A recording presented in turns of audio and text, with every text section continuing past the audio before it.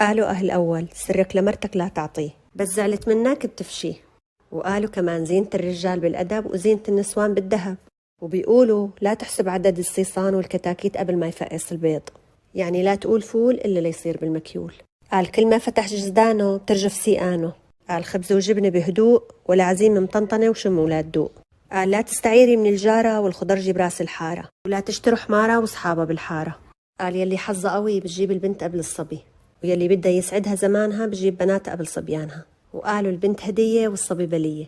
وقالوا 10 أسهر على باب داري ولكنها تكشف أسراري. ويلي ما عنده بنات ما حدا بيعرف إيمت مات. وقال لا تشد على الولد ولا ترخيله الحبل، ولا تحط ابنك على الحيطان وتقول أمر الله وكان.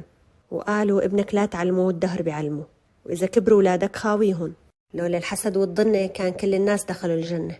وبيقولوا الرفس القوية ما بتجيك غير من الحمار يلي دلعته. وقالوا يا داخل بين البصلة وقشرتها ما بينوبك إلا ريحتها. ويلي بيته من إزاز لا يرمي الناس بالحجار، يعني يلي ماضيه كله فضايح لا يتفلسف ويعطينا نصايح. في ناس الحكي معهم مثل شرب الدخان، لا بأوله بسم الله ولا بآخره الحمد لله. المنظر والشكل هلا هلا والعقل يفتح الله.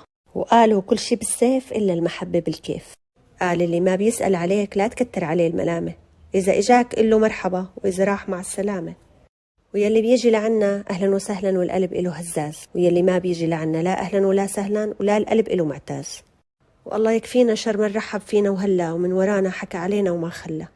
مشان هيك قلل ناسك بيرتاح راسك، لأنه الدنيا ما عليها عتب، فيها المصدي وفيها الذهب.